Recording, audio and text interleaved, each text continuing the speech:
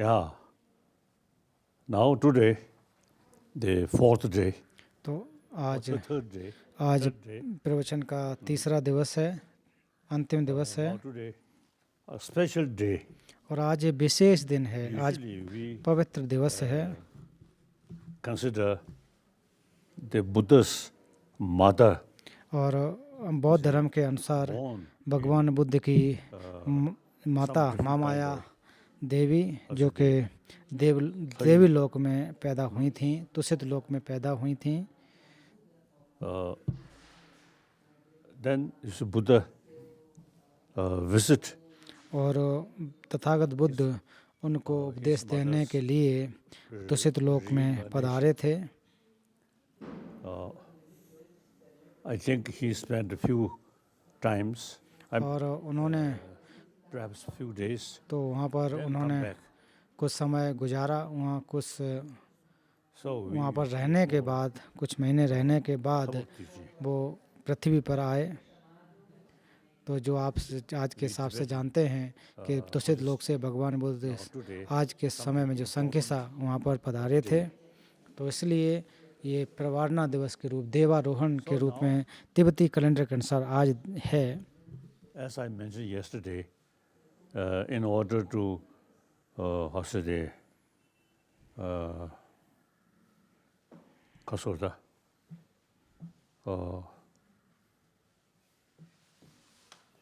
in order to make some, how should I say, offering तो कुछ भगवान बुद्ध को कुछ material, चढ़ावा चढ़ाना जैसे लोग करते हैं, कुछ वस्तुएं देते हैं, कुछ प्रार्थनाएं करते हैं, shunyata, तो उससे ज़्यादा बेटर होगा कि शून्यता का ध्यान करें, हम buddhicitta, बुद्ध चित्त पर ध्यान करें। ये सबसे अच्छा चढ़ावा होगा, सबसे अच्छी प्रार्थना होगी। teaching. This is the main purpose of Buddha's teaching. तो भगवान बुद्ध के जो शिक्षाएं हैं, उनके मुख्य उद्देश्य है तो अपने जो उनके शिष्य हैं उनके मन में परिवर्तन लाना था, परिवर्तन लाना है। Transformation, तो not through परिवर्तन करने का मतलब है कि प्रार्थनाओं से नहीं। you see, his teaching, like Prajnaparamita Sutra, जैसे कि उदाहरण के रूप में प्रज्ञा पारमिता also the सूत्र को आप देखें, जिसको आप लोग पाठ करते हैं, अभी भी आपने पाठ किया। mainly, you see, mentioning तो इसमें मुख्य रूप से जो प्रज्ञा पारमिता हृदय सूत्र है, उसमें मुख्य रूप से शून्यता के बारे में side. बुद्ध ने कहा है, अर्थात उसके में जो प्रज्ञा का पक्ष है। Prajnaparamita Sutra at the beginning, तो प्रज्ञा पारमिता के जो हृदय सूत्र के शुरुआत में अगर आप देखेंगे, Tapas then the Buddha himself, you see, तो भगवान बुद्ध खुद meditate. उन्होंने जो है ध्यान किया, Samunnawa shechawas.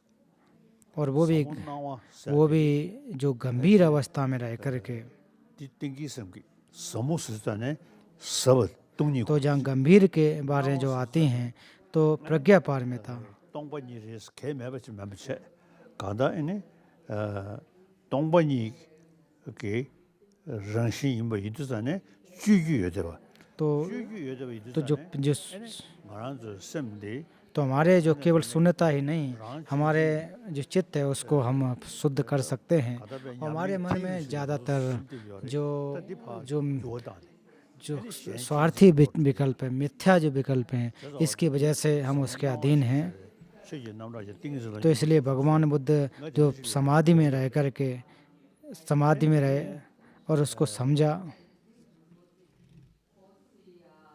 ene tene sharipu ene yaji chochene nane तो इसके बाद सारे पुत्र shirunyingu ude ene गंभीर अभ्यास नामक धर्म पर्याय समाधि में समाहित रहे, ऐसा कहा जाता है, जैसा जिसमें जिक्र आता है। ene kada de sukso ki peche तो भगवान बुद्ध ने जो भी ये भी कहा है कि जो भी रूप इत्यादि के जो धर्म हैं वो सारे के सारे स्वभाव से शून्य हैं। तो इसको अगर आप देखें, इसको और प्रथम धम्मचक्र साथ देखा जाए तो इसके साथ जोड़ सकते हैं क्योंकि पहले धम्मचक्र उपदेश में भगवान बुद्ध ने चार आर्य सत्य और अनात्म के सिद्धांत पुद्गल निरात्म की व्याख्या की है। तो जब प्रज्ञा पारमिता के जो हृदय सूत्र का पाठ की जो प्रवचन दिए हैं, तो कहते हैं कि जितने भी स्कंद इत्यादि हैं वो भी स्वभाव से सिद्ध नहीं है, ऐसा मानना चाहिए। तो उसको थोड़ा सा उन्होंने बढ़ा करके देखा है। तो पहले धम्मचक्र जो उपदेश में जो पुद्गल निरात्म की बात की है, तो दूसरी धम्मचक्र में और जो जो रूप स्कंद इत्यादि सारे के सारे जो धर्म हैं वो भी स्वभाव से सिद्ध नहीं है, ऐसा मानना चाहिए, समझना चाहिए।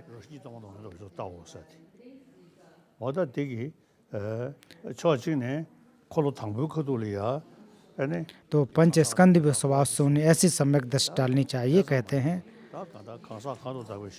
तो जो भी आप जिसको भी आप स्कंद कह रहे हैं और रूप इत्यादि जो भी धर्म हैं वो सारे की सारी चीज़ें स्वभाव से शून्य हैं। उसका लक्षण जो शून्यता रूपी लक्षण है, ये जानना चाहिए।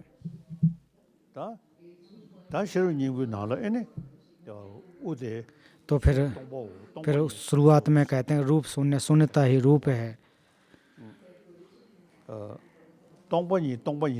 तो शून्यता और शून्यता की अगर बातें कहते हैं तो इसका मतलब ये नहीं है कि शून्यता जो बात कहते हैं कि कोई चीज़ नहीं है, खालीपन हो, कोई चीज़ का अस्तित्व, ऐसी बात नहीं है। वो प्रतीत समुत्पन्न हैं, जो भी चीज़ें हैं वो एक दूसरे पर आश्रित हैं।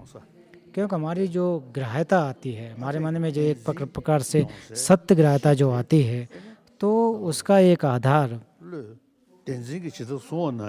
कि जिस प्रकार से हमने अपने मन के द्वारा बनाए हुए हैं कि स्वतंत्र सत्ता के रूप में मानते हैं, तो ऐसी स्वतंत्र सत्ता नहीं होती है, कोई स्वतंत्र उसका अस्तित्व नहीं होता है। तो रूप आदि और आत्म इत्यादि को भी देखें, और रूप स्कंद, रूप गंध शब्द इत्यादि ये भी स्वभाव से सिद्ध नहीं है। जैसा हमें परिलक्षित होते हैं, दिखाई देते हैं, वैसे वास्तव में तो वास्तव में ये क्या बिल्कुल भी नहीं है, इनका अस्तित्व नहीं है, ऐसा नहीं है। जो भी चीज़ें हैं वो हैं, कैसे है, हेतुओं पर आश्रित होते हैं, उनके वजह से, उनके कॉज पर आश्रित है। इस वजह से स्वभाव से सिद्ध है, स्वभाव से सिद्ध नहीं है, स्वभाव से सिद्ध नहीं है, स्वभाव से शून्य, ऐसा कहा गया। तो अगर कोई चीज़ स्वभाव से सिद्ध नहीं होगी तो इसका मतलब वो हेतुओं पर निर्भर करती है, ये समझने की जरूरत है। तो एक प्रकार से एक तो बस आश्रित होना, अनाश्रित होना, ये विपरीत हैं। या तो कोई चीज़ आश्रित होगी या फिर वो स्वतंत्र होगी।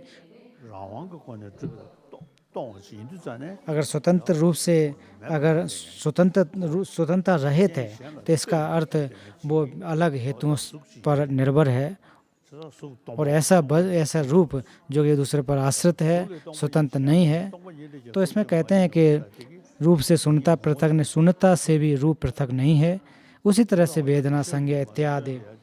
तो हम लोग जो प्रज्ञा पारमिता हृदय सूत्र का पाठ करते हैं, तो भगवान बुद्ध ने जो है कि और जो एक प्रकार से जो आशीर्वचन के रूप में ये दिए हैं, उस समय भगवान बुद्ध जो अवलोकितेश्वर और सारिपुत्र, इन दोनों के बीच में एक प्रकार से संवाद हुए, प्रश्न उत्तर के रूप में ये हृदय सूत्र आता है। तो भगवान बुद्ध इन दोनों की बातों को सुन रहे थे, समाधि में बैठे सुन रहे थे। तो सारिपुत्र और अवलोकितेश्वर, इन दोनों के बीच में वार्तालाप चल रहे थे। तो फिर अंत में भगवान बुद्ध ने बाद में कहा, हाँ जो आप कह रहे हैं, जो जैसा आप कह रहे हैं वैसा ही है।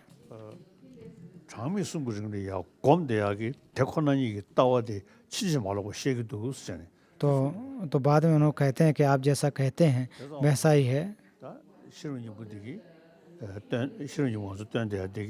तो इसलिए जो प्रज्ञा पारमिता को हम लोग जो पाठ करते हैं वो, तो ये जो गंभीर जो मार्ग है उसकी व्याख्या की जाती है। तो मासत तो आज अवलोकितेश्वर को इस प्रकार है। तो आज का समय है कि भगवान बुद्ध की हम स्मृति करें। 동반이 따와도 전 और स्मृति अगर हम कर सकते हैं तो बोध चित्त के द्वारा और शून्यता के विचार करके अभ्यास करके अगर करते हैं तो वास्तव में भगवान बुद्ध को एक प्रकार से स्मरण करना होगा, सच्चा स्मरण होगा। तो केवल बुद्ध शरणं गच्छामि अगर आप कह देते हैं तो इससे बहुत ज़्यादा लाभ नहीं होगा। तो लाभ कैसे होगा? तो भगवान बुद्ध ने जो प्रवचन दिए हैं, जो उपदेश दिए हैं, जो गंभीर अर्थ हैं, उनको अगर आप प्रयास करते हो, उसको अगर आप अपने मन में उतारते हो, अच्छा आचरण में उतारते हो, तो वास्तव में सच्ची शरण गमन होगी। और उसको आप क्रम से अगर आप करते हो और अपने मन में अगर परिवर्तन लाते हो, चित्त में परिवर्तन लाओगे और फिर ये प्रयास करते हैं कि हम भी तथागत बुद्ध के समक्ष बने, वैसे हम भी बने, तो वास्तव में उनकी सच्ची एक स्मृति होगी, याद स्मरण करना होगा। तो कल जैसा कहा था कि आज हम लोग पहले शून्यता पर ध्यान करेंगे।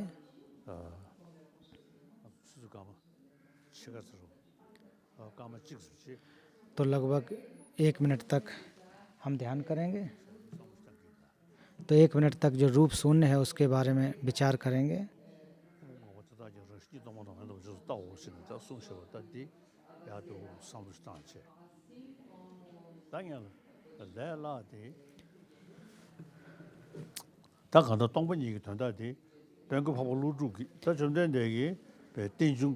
तो जो भगवान बुद्ध भी प्रतिसमुत्पाद के बारे में व्याख्या करते हैं, तो इसके बाद नागार्जुन ने और इसका सरलीकृत किया है कि जो भी चीज़ें प्रतिसमुत्पन्न हैं वो सारी चीज़ प्रतिसमुत्पन्न हैं और वो जो भी प्रतिसमुत्पन्न स्वभाव से शून्य होती हैं। तो मूल्य माध्यमिक कारिका में भी कहा है, एक प्रकार के संक्षेप में कहा है। तो जो भी चीज़ें हैं कि कोई भी चीज़ जो है स्वभाव से सिद्ध नहीं है, आश्रित है।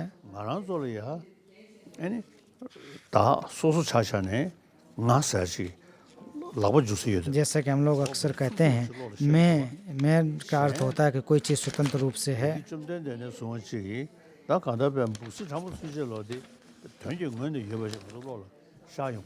तो जो भी चीज़ें हैं, छोटी से छोटी चीज़ें हैं, वो भी या कोई अन्य भी जीव है, तो यही सोचता है कि जिन चीज़ों को हम देख रहे हैं वो स्वभाव से सिद्ध है। और इस वजह से हमारे अंदर एक आसक्ति पैदा होती है। तो जो नज़दीकी होता है उसके प्रति मोह होता है, जो हमसे जिससे मतलब नहीं होता उसके प्रति एक प्रकार से बैर पैदा होता है, दुश्मन मान लेते हैं।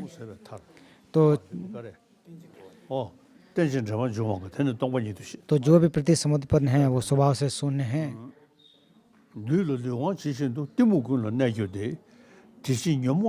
तो जो भी हमारे जो शरीर का स्कंद इत्यादि जो हैं वो तो जैसे हमारे शरीर के जैसे नाक हो, चक्षु, घ्राण हो, तो ये सारी की सारी चीज़ें जो हैं, जैसे हमारी जो स्पर्श है, त्वचा, वो हर जगह व्याप्त है।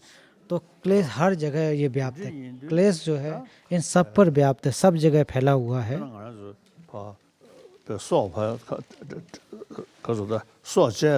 जैसे उदाहरण के रूप में अगर मान लीजिए हम किसी की हत्या नहीं करना चाहते हैं, हत्या से व्रत रहते हैं, तो हम केवल एक कोई आँख की बात करें, ऐसी बात नहीं है। मान ली किसी के शरीर को नष्ट कर दिया तो ये सारे के सारे जो भी स्कंद है वो नष्ट हो जाते हैं। तो हमारे जितने भी स्कंद हैं उस पर क्लेश एक प्रकार से व्याप्त है, सर्वव्याप्त है।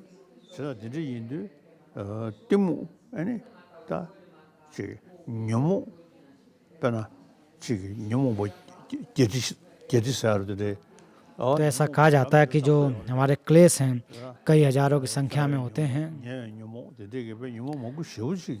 और उसके अलग अलग रूप होते हैं, लेकिन उसकी जो जड़ों को देखा जाए, मूल को अगर देखा जाए, तो वो जो सत्य रूपी अविद्या है, सत्य को ग्राह्यता की अविद्या है, इसकी वजह से आते हैं। तो अगर वास्तव में अगर आप जो क्लेशों को नष्ट करना चाहते हो तो क्लेश को नष्ट कैसे कर सकते हो? वो प्रतिसमुत्पन्न होकर के ही क्लेशों को नष्ट किया जा सकता है। जो चतुर्थ शतक में भी इसकी व्याख्या की गई है। तो ये जो क्लेश जो है उसको नष्ट करने के लिए क्लेश का अर्थ ये नहीं कि किसी चीज़ को आप जानते नहीं इसका मतलब है, ऐसा नहीं है। तो मिथ्या विकल्प जो आ जाता है उसके सत्यता को हम एक प्रकार से नहीं समझ पाते हैं, या एक प्रकार से उसके अज्ञान रह जाते हैं। जो विषय है उसको हम वास्तविक रूप से नहीं समझ सकते। अगर किसी चीज़ को सही, जिस चीज़ को जानना चाहते हैं सच्चाई में समझ लें तो अज्ञानता उससे हट जाती है। तो अविद्या को किस प्रकार से पकड़ा जाता है, उसे कैसे समझा जाता है, तो उसको पहले समझें और उसको समझें कि जो हमारी अविद्या है वो मिथ्या विकल्प है, इसका सार नहीं होता है।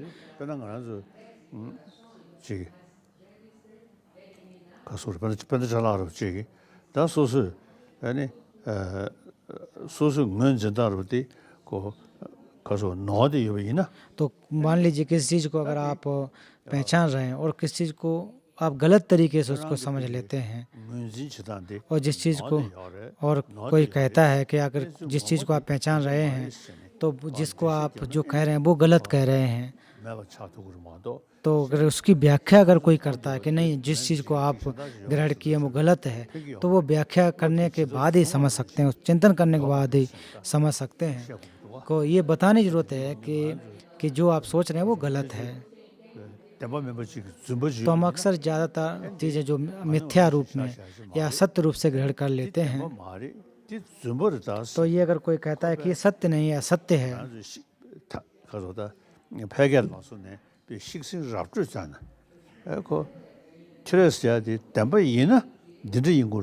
अगर सत्य होगा तो ऐसे होना चाहिए, वैसे होना चाहिए,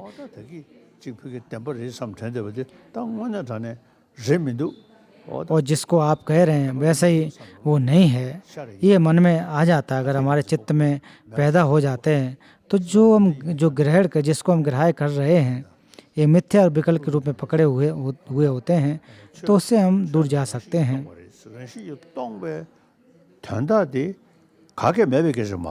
तो शून्यता का अर्थ जहाँ तक है कि बिल्कुल कोई चीज़ का न होना अर्थ नहीं होता है, इसका अर्थ है कि वो एक दूसरे आश्रित होकर के नहीं है, आश्रित होकर के होते हैं, स्वतंत्र रूप से सत्ता में नहीं होते, ये जानना चाहिए।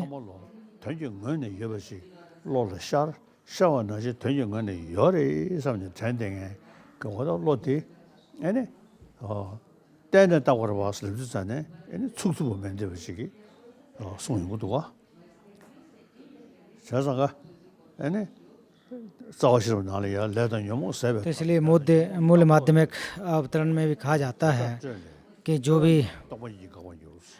भी चीज़ें हैं जो कर्म क्लेश की वजह से आते हैं, और ये नष्ट होने के बाद ही हम निर्वाण को प्राप्त कर सकते हैं। और किस लिए आते हैं, किससे हमें मुक्त होना है? सत्य ग्राह्यता, जो सत्य रूपी ग्राह्यता जिसको पकड़े हुए उससे हमें मुक्त होना है, उससे विरक्त होना है।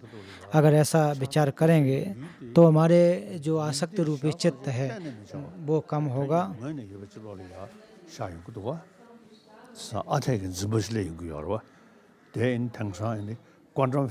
तो आजकल के जो क्वांटम फिजिक्स के द्वारा भी जिसकी व्याख्या करते हैं तो लगभग सटीक बैठती है, वो भी इसी प्रकार से कहते हैं।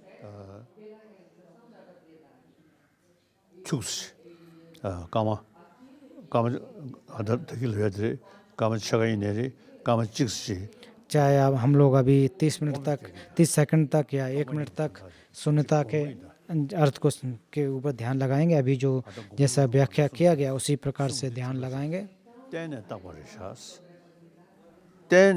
तो जैसा नागार्जुन ने भी कहा कि जो चीज़ें जो हैं प्रति समुत्पन्न हैं, तो ये आश्रित और निराश्रित दोनों साथ नहीं हो सकते हैं, या तो स्वतंत्र होंगे या फिर आश्रित होंगे।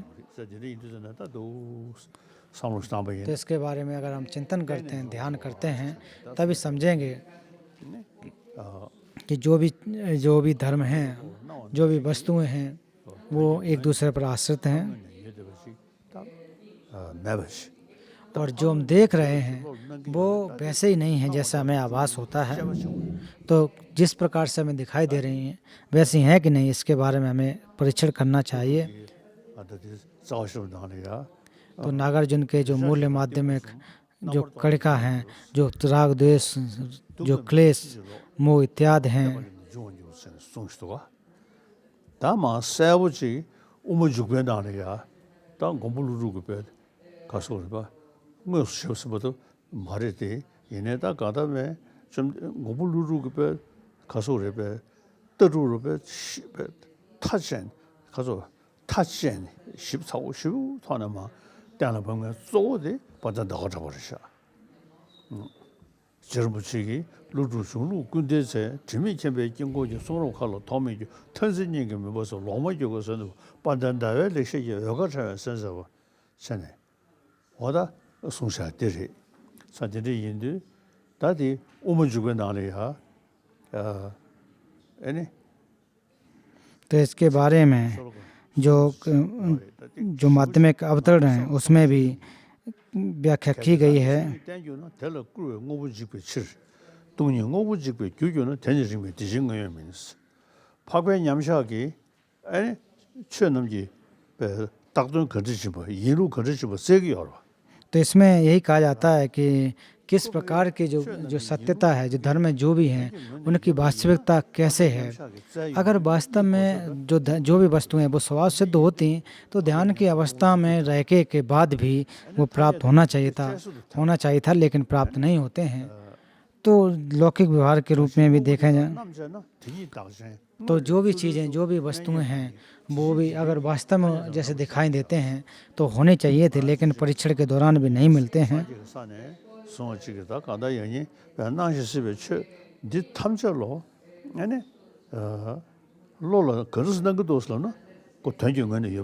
तो जो भी चीज़ें जो हैं वो हमें ऐसा लगता है कि वो अर्थ के रूप में सिद्ध होती हैं, अपने से सिद्ध हैं। 개별 공부도 나로래 아니 야 타로 또 연도 강사세야 그 누구지 그 유기문의 여고도 선에 아니 최시 이게 남시 써야지 소용 것도 봐 자상가 어디디 가서디 다 지라모든 너데보다 तो उसके साथ साथ जो कि व्यवसायिक और स्वतांत्रिक हैं तो उनकी तो बात अलग ही है। और जहाँ तक जो बुद्ध चित्तवादी जो चित्तमात्रवादी हैं तो वो आलय विज्ञान की जो बात करते हैं उसके साथ साथ माध्यमिकों के साथ साथ देखें कि और उनके साथ कहते हैं कि अपने विषय के आधार पर होना चाहिए।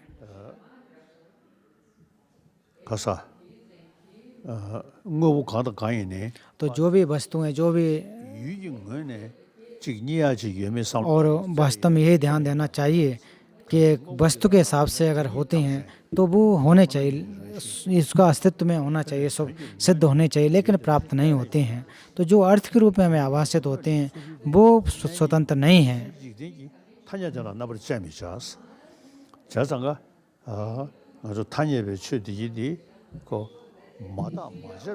और बिना परीक्षण किए तो हमें स्वतंत्र रूप से दिखाई देती हैं। तो ये सारी चीज़ें एक लौकिक व्यवहार के रूप में होती हैं।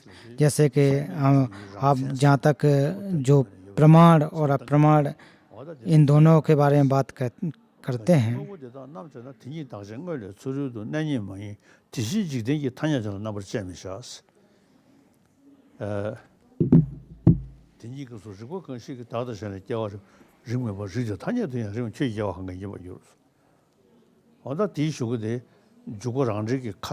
फिर इसके साथ साथ जो माध्यमिक अवतरण है उसमें भी जो सूत्र से भी कोट किया गया है कि जो उनका अपने से एक तो अर्थ के रूप में स्वभाव से शून्य होना, तो अगर दूसरे अर्थ के रूप में शून्य हो तो संतों मतलब दूसरे हेतु भी नष्ट होना।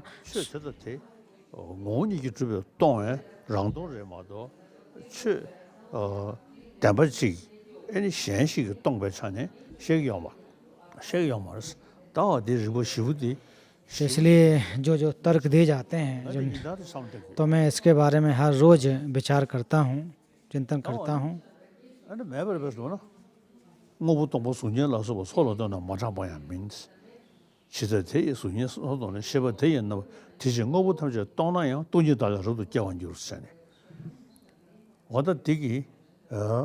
और छिज लोग लोदे तो इनसे हमारे जो मिथ्या जो विचार होते हैं, जो बुराइयां होती हैं, वो नष्ट हो जाते हैं। तो इसलिए अच्छे और बुराइयां हैं उनको समझना चाहिए, और केवल नाम मात्र से लौकिक व्यवहार से हैं ये सब समझने की कोशिश करें।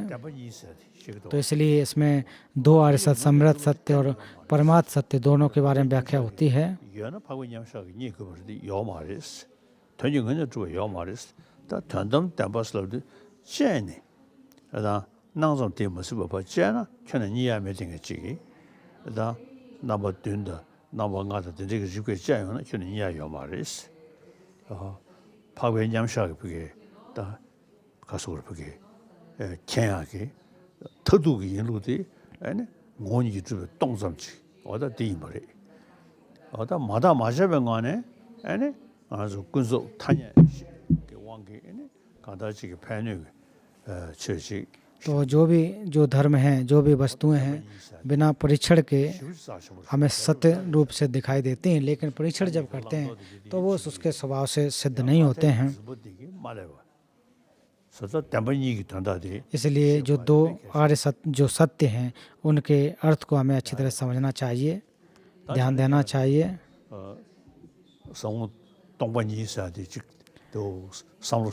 तो हम लोग अभी शून्यता के बारे में थोड़ा ध्यान दें, तो मैं भी इसके ऊपर ध्यान करता हूँ, आप भी ध्यान करें।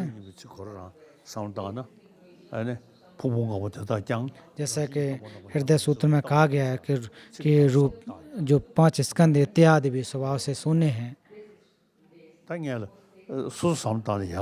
तो सबसे पहले तो आप अपने आप पर विचार करें, अपने स्कंदों पर विचार करें।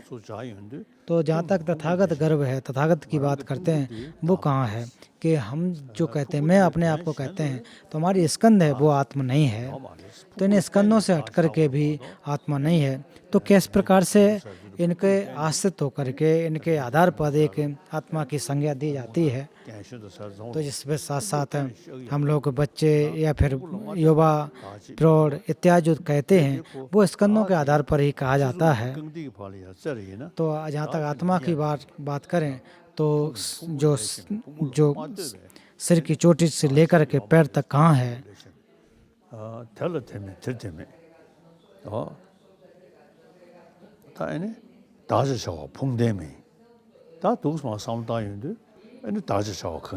तो इसलिए आप विचार करें कि आखिर को ये जो हमारे हाथ पैर इत्यादि भी स्कंद जो आत्मा नहीं होती हैं, तो आत्मा रूपी कहाँ है। जो मैं कहते हैं, जो आत्मा कहते हैं, वो कहाँ है। तो मेरे शरीर में तो है ही नहीं, सर से लेकर पैर तक भी ढूंढने से नहीं मिलती है।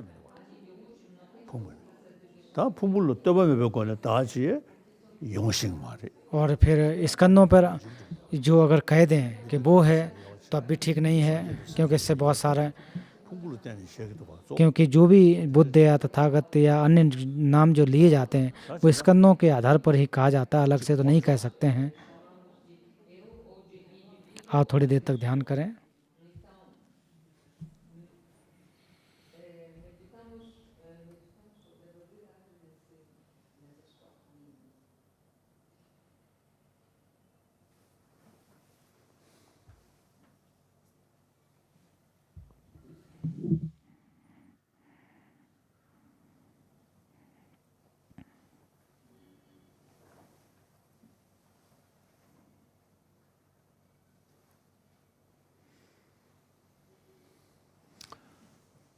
야, 다 되지 마 상당히 다 써야 돼. गांस को जुग छने में। तो इस प्रकार से अगर देखते हैं कि जो मैं है वो कहीं ढूंढने से नहीं मिलते हैं, नकारा नहीं जा सकता है तो है, लेकिन वो स्वतंत्र नहीं होते हैं।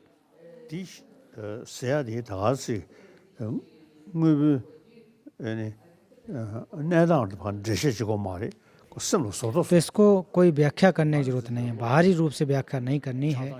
तो अपने मन के, अपने जो मन है, चित्त, उसमें परिवर्तन करने की आवश्यकता है। ये जानना चाहिए कि जो मैं है कहाँ पर है, किस प्रकार से जानना चाहिए। और इससे जो हमारे आत्म की वजह से ज़्यादातर हमारे मिथ्या विकल्प आते हैं, बहुत सारे मोह उत्पन्न होते हैं, क्लेश उत्पन्न होते हैं। तो पूर्व में कहा गया कि जो अगर हम क्लेशों को नष्ट कर देते हैं तो हमारे सारी की सारी जो बाधाएं हैं वो नष्ट हो जाती हैं।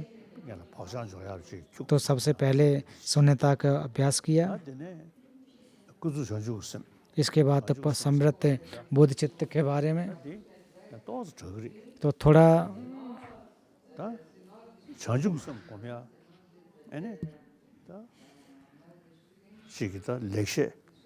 और बोध चित्त के जो बोध चित्त के को प्राप्त करने के उत्पाद करने के सबसे अच्छे जो वचन हैं, सुभाषित वचन जो हैं, वो आचार्य शांतिदेव के द्वारा रचित बोधचर्य अवतार में हैं।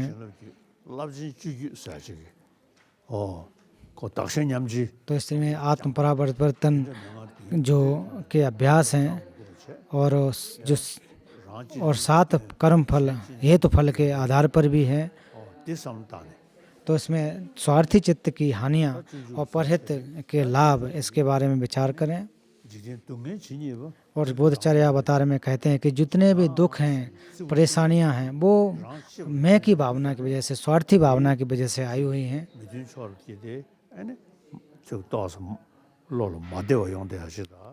और उसके द्वारा ही हमारे मन में एक प्रकार से जो कष्ट इत्यादि पैदा होते हैं और उससे आसक्ति भी पैदा होती है, मोह पैदा होता है।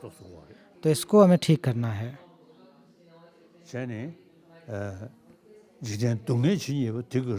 और जो भी दुख हैं वो हमारे मैं की वजह से आए, स्वार्थी की वजह से। और अगर सुख चाहते हो तो वो परहित की वजह से, परहित से आ सकता है। और सुख स्वयं के और दूसरों के सुख के बारे में अगर बात करते हो तो तब तक संभव नहीं होगा जब तक हम बोध चित्त का अभ्यास न करें। और वो दुख को सुख को प्राप्त करना चाहते हैं तो बोध चित्त रूपी घोड़े पर सवार होकर के ही हम सुख की प्राप्ति कर सकते हैं। और ये हमेशा यही विचार करें कि जो स्वार्थी चित्त है उससे दुख और जो परहित का चित्त उससे सुख और लाभ कैसे होते हैं।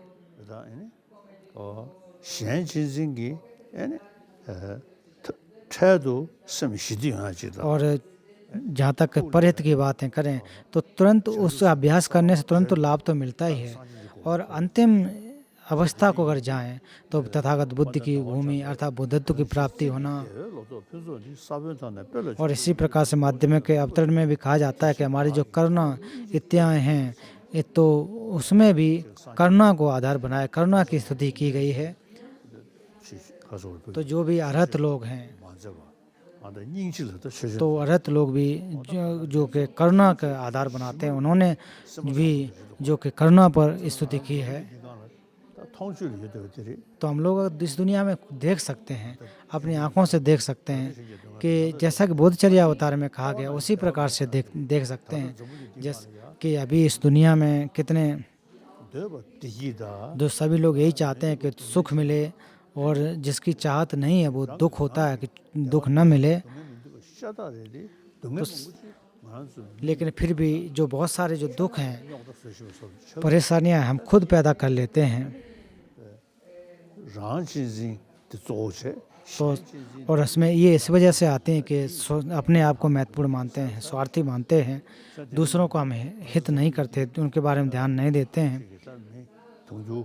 और इस दुनिया में कोई 7 अरब के आसपास लोग हैं तो उन सभी लोगों का यही चाहत होती है कि उनको सुख मिले। लेकिन फिर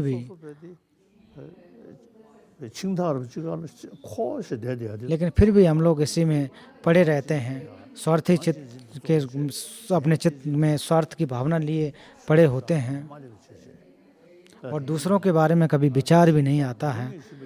तो चाहे हम धर्म को मानने वाले हों या ना हों, लेकिन कोशिश यही रहनी चाहिए कि हम दूसरों का हित करें, दूसरों का लाभ करें। तो अभी आप लोग जो रशिया के लोग हैं, रूस के लोग हैं, तो आप लोग मार्क्सवादी परंपरा को मानते हैं, पहले मानते थे, साम्राज्यवादी को मानते थे।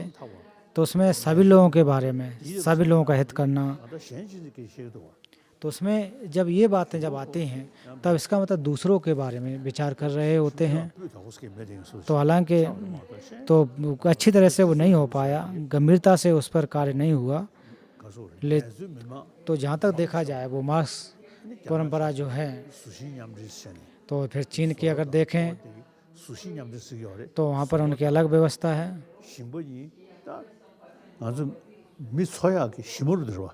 तो जहाँ तक किसानों की अगर बात करें तो हमारा जो जीवन चलाना होता है उन्हीं पर निर्भर हम रहते हैं। तो इससे देखें तो उनके बारे में विचार करना चाहिए। तो पहले चीन में तो इस प्रकार के विचार था, फिर धीरे धीरे परिवर्तन होकर केवल एकांकी हो गया, एक प्रकार से जिनको इनसे मतलब हट गया। तो मेरे एक नोबेल जो प्राइज प्राप्त करने वाले एक मित्र हैं, तो वो भी समाजवाद की बातें करते थे।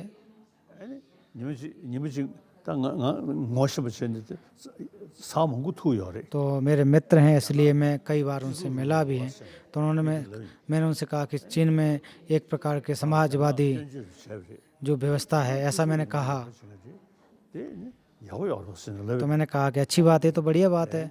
तो फिर उन्होंने हमको जो उत्तर दिया तो उसने कहा कि आज के समय में ये नहीं है, समाजवाद नहीं है। आज जो मायो की परंपरा, मायोवाद जो है वो बहुत ही खराब एक प्रकार से है, ऐसा उन्होंने कहा था। क्योंकि वहाँ पर जो एक लोगों के द्वारा शासन कर लिया गया है, तो केवल साम्राज्यवाद की जहाँ बात की, समाजवाद की बातें की जहाँ, तो समाजवाद नाम मात्र का है, लेकिन वास्तव में तो पूंजीपतियों के हाथ में और एक प्रकार से जो माओवादी परंपरा।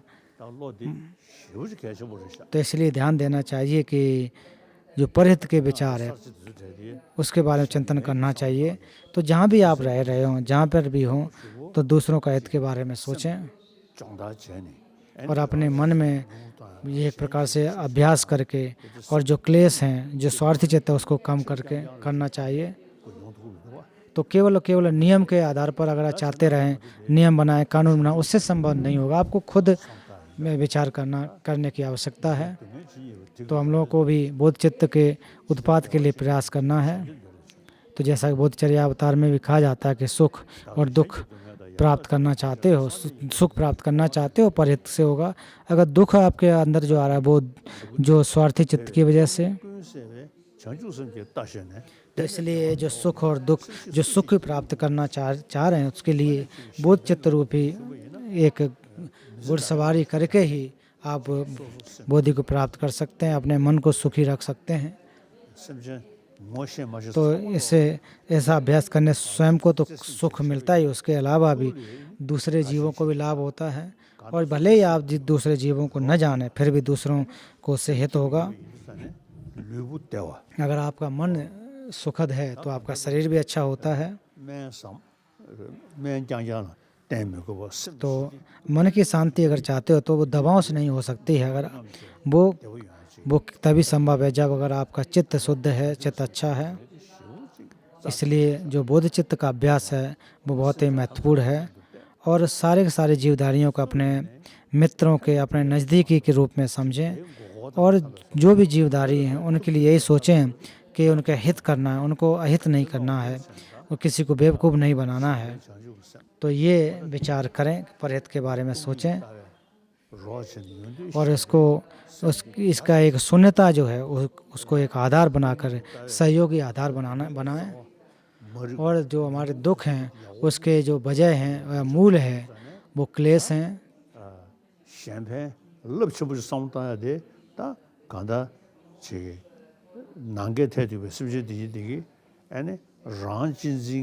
और जो आकाश के समान जितने जो जीवधारी हैं उनके बारे में सोचें कि ये भी जो दुखी हैं वो आत्मग्राह की वजह से है। और जहाँ तक उपाय प्रज्ञा के रूप में ऐसे विचार करें और उपाय के रूप में देखें कि हमारे जो दुख हैं और जो क्लेश हैं वो नष्ट कर सकते हैं और अंत में बुद्धत्व भूमि को प्राप्त कर सकते हैं, सर्वज्ञता को प्राप्त कर सकते हैं।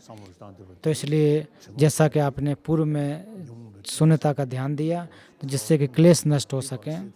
세토야 이버지. तो इसके प्रतिकारी भी होते हैं, 파자. और उसके साथ साथ जो हमारे मिथ्या जो सत्य ग्राह्यता रूपी जो हमारी आसक्तियां हैं वो नष्ट हों। 교육에서 인데 그 산지지 고봤어야지. तो इसलिए भगवान बुद्ध की जो बुद्ध भूमि है, जो सामान्य रूप से जो ज्ञेय है उसको कर सकते हैं, उसको प्राप्त किया जा सकता है। 토표야 이버지. 롤레이드잖아요. और जब इस प्रकार के विचार हमारे मन में जब आ जाते हैं, तो दो प्रकार से जो जो हित हैं, जो कि परहित और स्वयं हित दोनों ही आ जाते हैं, तो हम लोग थोड़ी देर तक बोध चित्त का अभ्यास करेंगे। तो बोध चित्त जो उत्पाद करने हैं वो परहित के लिए करने हैं, इसके दो अंग होते हैं, ये विचार करें।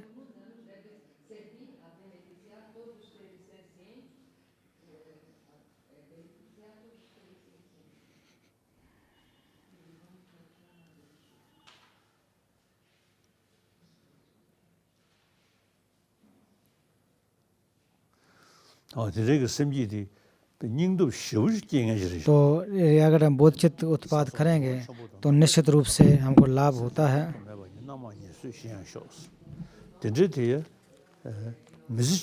तो पृथ्वी, जल, अग्नि, वायु, औषध और वन के वृक्षों की भांति मैं सदा समस्त लोगों के द्वारा स्वेच्छा से निर्विघ्न हूँ, और जब तक आकाश है तब तक जीवधारी रहें, और मैं भी तब तक रह कर के जो सत्व हैं जीवधारी उनका हित कर सकूं, ऐसी प्रेरणा बनानी चाहिए।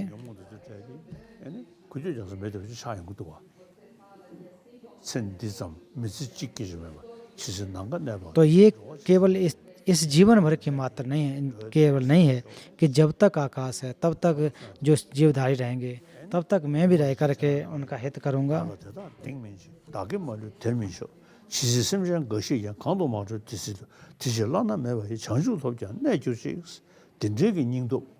तो मैं प्राणियों को प्राणी प्रिय हूँ तथा प्राणी मेरे प्रियतर हों, उनका पाप मुझ में विपाक दें तथा मेरे सारे पुण्य उन प्राणियों में फल प्रदान करें। जब तक एक भी प्राणी यहाँ कहीं पर भी अमुक दुखी है तब तक मैं अनुत्तर बोध प्राप्त करके संसार उनके लिए स्थित रहूँ, ऐसा ध्यान करें।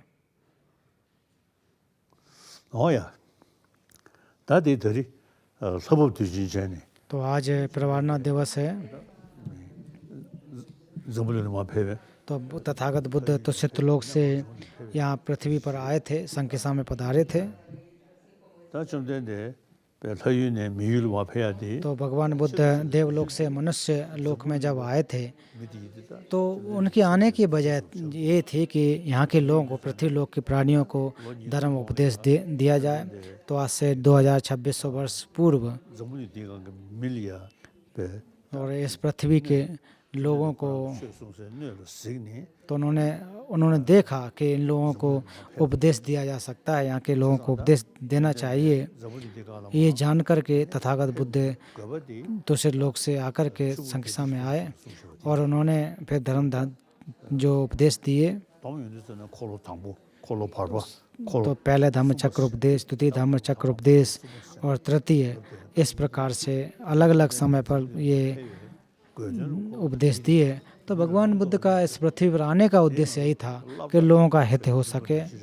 तो वो भी एक प्रकार से एक आप देखो कि हम जैसे स्कूलों में पढ़ाई करते हैं उसी प्रकार से पहला धम्मचक्र उपदेश 4 आर्य सत्य दिए, द्वितीय में थोड़ा सा कठिन प्रज्ञा पारमिता सूत्र, फिर तृतीय में तो और ज़्यादा जो जटिल विषय थे, जो हमारे जो प्रवासौर्य के बारे में, जो छड़े के जो क्लेश हैं उसको कैसे हटाया जाए इसके बारे में। तो ये हट कर के थे, दूसरों से बिल्कुल हट कर के प्रवचन थे। तो हम लोग भगवान बुद्ध की अगर स्तुति अगर करते हैं, उनको याद करते हैं, तो एक कारण होना चाहिए, एक याद होने के साथ साथ करना चाहिए।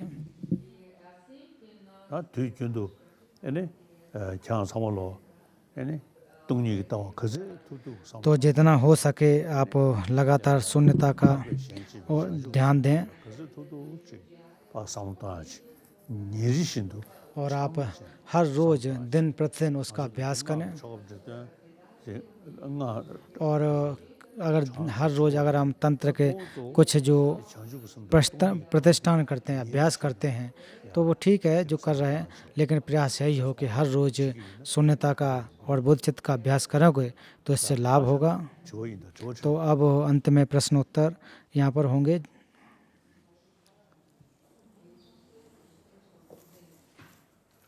No question.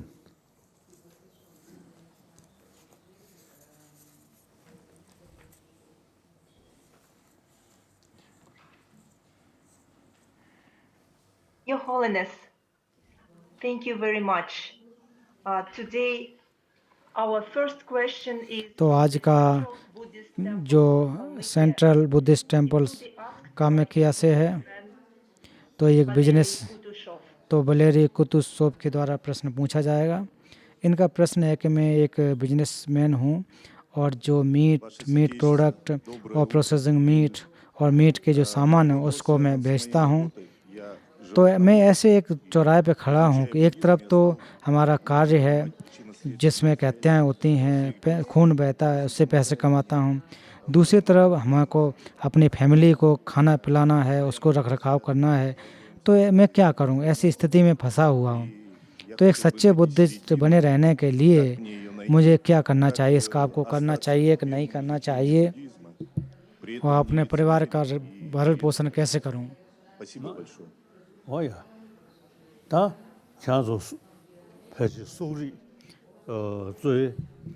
तो आप लोग जो मंगोलियन लोग हैं, तो ज़्यादातर आप लोग मीट का एक प्रकार से सेवन करते हैं, जानवरों के प्रोडक्ट हैं उस पर निर्भर हैं।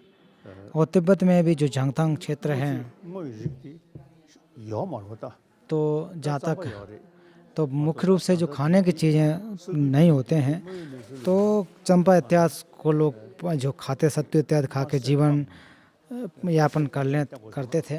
तो वहाँ पर ऐसे लोगों से कहा जाए कि आप जो मांसाहार को छोड़कर शाकाहार को अपना लो। तो जब वहाँ व्यवस्था ही नहीं है, खाने पीने की चीज़ें नहीं है, तो ऐसे लोगों के लिए तो मुश्किल होगा। तो कुछ लोग समाज में मीट बेचते हैं, मीट का कारोबार करते हैं। तो इसमें समाज को अपने जीवन के लिए कुछ करते हैं। तो ये सामाजिक बातें हैं, लेकिन व्यक्तिगत अगर बातें जहाँ तक कहें, तो जैसे बाज़ार में मीट जो बिकती है, जैसे कि जो बाज़ार में देखें कि बहुत सारे जो आप लोग एक प्रत्यक्ष रूप से आधार बना करके उद्देश्य पूर्वक हत्याएं करना, ऐसा ठीक नहीं होता है।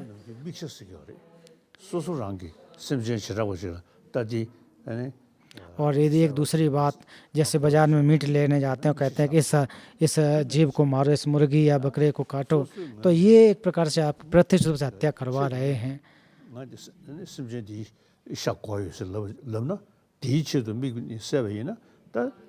तो इस प्रकार से अगर आप उद्देश्य बनाते हैं तो एक प्रकार से आप पाप लगता है। और एक दूसरी व्यवस्था ये होती है कि आप ऐसा न करते हैं तो दुनिया के सारे लोग शाकाहारी हो जाएं, ये भी कहना बड़ा मुश्किल है। तो बाज़ार में मीट इत्यादि तो बिकती हैं, लोग खरीदते हैं।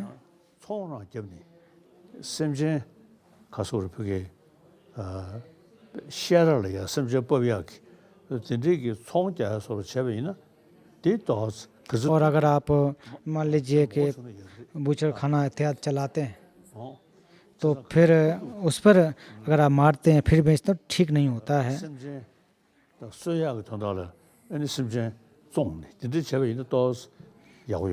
और जानबूझकर आप बैठ जाएं और काटने लग जाएं, तो वो ठीक नहीं होता है। तो अगर आप उसके अलावा कुछ लोग जो है जीवधारियों का पालन करते, जैसे कि जी फार्म चल रहा है, मुर्गी पालन चल रहा है, और सूअर पालन इत्यादि जो, और फिर गाय बकरी भैंस इत्यादि, तो उसका भी पालन करके फिर हत्याएं करते हैं। तो इससे पर्यावरण को भी नुकसान तो पहुंचता ही है। तो मैं यही कहना चाहूँगा कि जितना हो सके वो कम करें, लेकिन फिर भी और फिर आप मीट का कारोबार अगर कम करना चाहें कर दें तो अच्छा रहेगा, 셰 दूसरा कार्य कर सकते हैं। 가서 그 남이라는 마샬 셰 तो ऐसा नहीं है कि आप उसको ध्यान न दें, कोशिश यही करें कि जो मीट इत्यादि बेचते हैं वो कम कर सकें तो अच्छा रहेगा। 저렇게서 더 속보도 마찬가지잖아. 시 모수 그지디 다 가다 잖아네 오야다 지금 तो आजकल के रसिया इत्यादि में भी जो सब्जी इत्यादि तो बढ़ रही हैं, चाइना से पहुंच रही है, दूसरे देशों से पहुंच रहे हैं। 가서 그게 차이가 지디 다 등산 망주고 여러 봐. 산다디 조르체 아니 샤사 조르 마시베체 냐마다네 슝슈지 तो इसको आपको कार्य कर सकते हैं। 나도 잖아 집에 그도를 तो मेरे एक अधिकारी थे, तो जब मैं 따고 시네 जो चीन में गया, चीन के बाद फिर मंगोलिया गया, तो मंगोलिया भ्रमण करने के बाद 샤 닝굴레 샤 तो ब्रेकफास्ट में भी मीट, दोपहर में भी मीट, तीनों और दोपहर में शाम को भी मीट, तो लगभग तीनों टाइम पर हर जगह देखो तो वहाँ भोजन में मीट देते थे। तो ठीक है, अगर जो खा रहे हैं तो थोड़ा थोड़ा खाना चाहिए, लेकिन बिना मीट के न रहना ये अच्छी बात नहीं होती है। तो आप इसको मांसाहार को कम करना चाहिए, कम, और हो सके तो आप शाकाहारी बने, इसको बढ़ावा दें। 샤샤나 쌈버디 하고 싶지다 जैसे तिब्बत का उदाहरण दूँ, वहाँ सत्तू खाते हैं, चंबा खाते हैं, 얘네 ताको 가다 주의해야 돼. तो उसमें एक प्रकार से शरीर के लिए लाभदायक होता है। तो आसान भी है खाना कि एक तो चाय हो, उसके साथ साथ अगर चाय नहीं मिलती है तो गर्म पानी भी आप यूज कर सकते हैं, उसको आसानी से ले जा सकते हैं, खा सकते हैं। 저선 주섬 딱 우투도 조섬지 अगर नहीं मिले तो फिर आपके जैसे कि खिचड़ी टाइप की या दलिया जिसे कहते हैं वो खाना, 뭐냐 그 샌다 메다시기도 좋아하시도 और जो सत्तू उसको थोड़ा पानी में घोल के जैसे खाते हैं वैसे खा सकते हैं। 싱리도 숙체 주도야 또 숙체다. तो इससे तो तभी होगा कि अगर आप गेहूं और जौ का उत्पादन ज़्यादा करें 주 가세 또 시아지 마운 और फिर सब्जियों को ज़्यादा से ज़्यादा आप करें तो लाभ हो सकता है। 야오래. 그래서 너도 자가 나리야.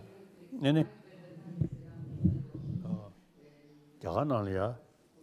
아주 댄서카 तो भारत में जो हमारे मठ हैं, 아니 जो साउथ इंडिया में जो मठ हैं, 댄서 지 그거다 집에 तो उनके जो किचन है, जो सामान्य रसोई घर है, तो उसमें शाकाहारी भोजन के अलावा मांसाहारी भोजन बिल्कुल भी नहीं परोसा जाता। हम लोगों ने परिवर्तन किया है, वहाँ मीट नहीं बनाते हैं। तो जो स्कूल्स हैं हमारे टीसीबी इत्यादि, उसमें भी जो स्कूल्स उनके किचन में भी भोजन नहीं बनता है, शाकाहारी भोजन को लोग लेते हैं। हम लोग प्रयास कर रहे हैं, 나고 샤마시 셔버 아니 침상 정투베 तो लेकिन फिर भी आपका जो है कि एक बुद्धिस्ट हैं और पर्यावरण और परिवार को भी पालना है, तो मेरा यही सुझाव है कि जितना हो सके उतना कम हत्या करें, हत्या से बचने की कोशिश करना चाहिए। 가서 우리 봐다 소중치야 तो अपने परिवार के भरण पोषण करना है। 다 로봇이 아니 다 심지어 라테네 아니 마도 탑션의 매버지 जैसे कि जो कि नोमैड टाइप के हैं, तो उनका जीवन यापन ही जानवरों पर है, उसके मीट, तो ऐसी अवस्था में आपके जवाब देना बहुत थोड़ा सा मुश्किल होता है। 기부도 한번 먹고 중요하대 तो तिब्बत में बहुत सारे लामा हुए हैं, विद्वान हुए हैं, 아니 로봇이 삼으로 아니 가서 땡이지 서당 투는거 तो किसी ने भी ऐसा नहीं कहा कि 미지소지로다 세상가 जो भेड़ बकरी पालन करने वाले हों तो वो शाकाहार रह कर के अपने जीवन को कर सकें, तो वो संभव नहीं हुआ। तो फिर भी कोशिश यही करनी चाहिए कि कम से कम करें। अगर आपके पास कोई दूसरा उपाय नहीं है तो फिर इसी हिसाब से चलना पड़ेगा, मजबूरी है।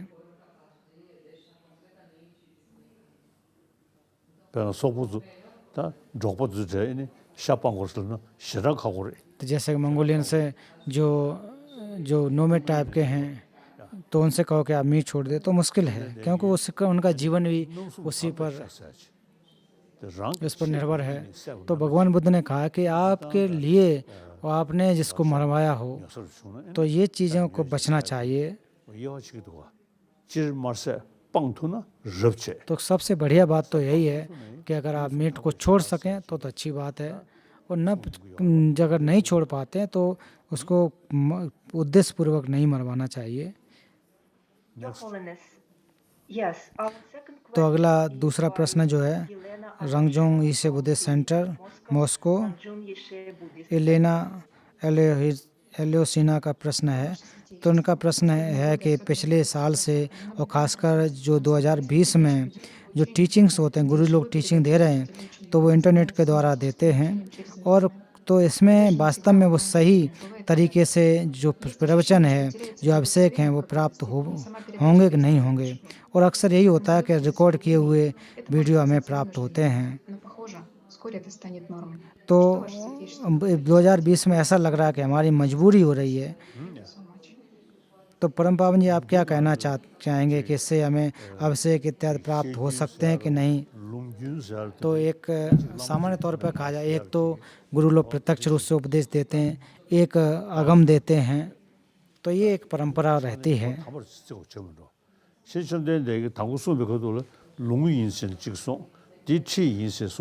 तो ऐसा नहीं है भगवान बुद्ध ने कहा कि ये आगम है, ये वचन है, ये उपदेश है, ऐसा नहीं है। वो लगभग सभी एक जैसे साथ हो जाते थे। तो हमारी जो लगभग सूत्र और शास्त्र लगभग 300 की संख्या में आसपास हैं, तो इनका एक ये आगम के रूप में होते हैं।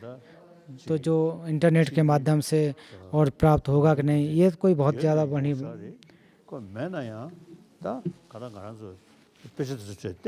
जैसे कि उदाहरण के रूप में कि अगर ये जो परंपराएं हमारे पास हैं तो ठीक है, नहीं तो आपको खुद ग्रंथों से अध्ययन करना चाहिए।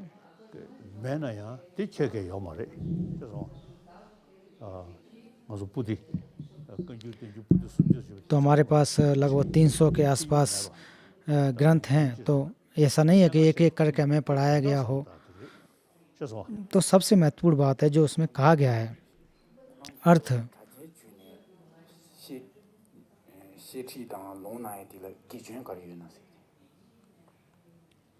तो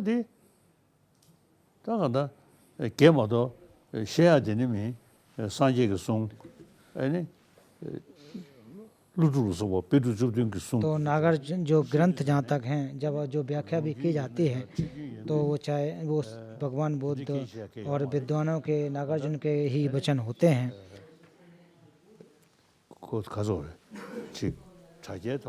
चाहे इंटरनेट के माध्यम से हो, तो इंटरनेट के माध्यम से आप अगर अच्छी तरह से सुनते हो तो उसके जो आशीर्वाद हैं तो वो आपको बराबर प्राप्त होंगे।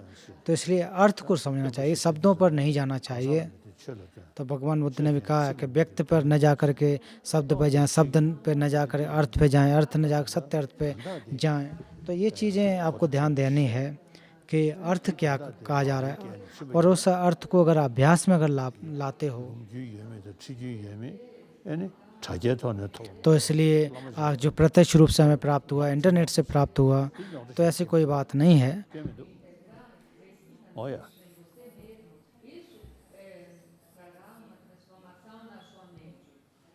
Your Holiness, thank you very much. Our third question. तो अब तीसरा प्रश्न है मॉस्को के जोक्सन कम्युनिटी के द्वारा पूछा जा रहा है। तो अलेक्जेंडर एवांग्यू के ये कह रहा है, हम लोग नामखे नोरबू रिम्पोचे के स्टूडेंट हैं जो कि गुजर गए हैं। तो उनके मृत्यु के बाद हम लोग ऐसी स्थिति में हैं कि उन्होंने अपना कोई भी एक टीचर नहीं बनाया है, कोई शख्स नहीं बनाया। तो शायद वो सोच रहे होंगे कि अपने उनके जो स्टूडेंट हैं वो एक प्रकार से स्वतंत्र हों। तो कोई भी ऐसा नहीं है जो कि जोक्सन की टीचिंग दे सके, लेकिन अभी के समय में ऐसा दिख रहा है कि हम स्टूडेंट तो हम लोग एक ऐसी स्थिति से गुजर रहे हैं, कोई बिना टीचर की कोई साथ नहीं है। तो पहले जैसे हम एक्टिव भी नहीं हैं, तो क्या आप बता सकते हैं, सलाह दे सकते हैं कि जो हम कार्य कर रहे हैं, जो संघा के जो कार्य कर रहे हैं, तो बिना टीचर के हम कैसे कर सकते हैं? 이제 남겨놓고 내가 뭐셔봐 역사인 तो नमखा नूरबू हमारे अच्छे मित्र थे। 지주 아니 나 공이 요 말인데 공그 진 तो उनके 아도 예버스 जो जो शिष्य हैं, 됐어 तो 이 공그 उनको कैसे सिखाएं, उनके बच्चों को कैसे सिखाना चाहिए? 주 타네 수기여와 तो वो जो भी कहते थे वो सूत्र और शास्त्र के आधार पर कहते थे। 라마테 메나야 तो जो आपके भले ही गुरु न हों, प्रत्यक्ष रूप से न हों, लेकिन फिर भी भगवान बुद्ध ने जो प्रवचन दिए हैं, तो आप देखें कि नागार्जुन और उनके शिष्यों के द्वारा जो जो ग्रंथ दिए हैं वो तो हैं ही हैं। तो यही है कि अच्छी तरह से आप उनको पढ़ें। आप गुरु को तो नहीं देख पा रहे, सामने नहीं है, लेकिन जो पूर्व में जो आपके गुरु ने पढ़ाया उसका अभ्यास करें। जैसे कि भगवान बुद्ध ने 300 ग्रंथों के बाद सूत्रार्थों की व्याख्या की है। सूत्रों की 200 के आसपास शास्त्रों की संख्या, माफ करना, सूत्रों की संख्या जो पोथियाँ हैं वो 100 के आसपास, शास्त्रों की पोथी 200। तो वो भी अगर आप पढ़ें तो भले ही प्रत्यक्ष रूप से गुरु न हो, तो इन ग्रंथों को पढ़ कर के अर्थ को समझते हैं, तो इसमें कोई बुराई नहीं है। जैसे उदाहरण के रूप में हम लोग देखें, हम लोगों को नागार्जुन को नहीं मिले, चंद्रकीर्ति को नहीं मिले, लेकिन उनके जो ग्रंथ हैं हम लोग उन ग्रंथों को पढ़ते हैं, उनके किताबों को पढ़ते हैं, चंद्रकीर्ति के ग्रंथों को पढ़ते हैं। और तिब्बत में देखें जो शाक्य काग्यू और जो परंपरा जो पूर्व में हुए हैं, तो वो गुरु तो नहीं है, लेकिन उनके ग्रंथों को अध्ययन करते हैं, उसका अध्ययन अध्यापन सिद्ध करते हैं।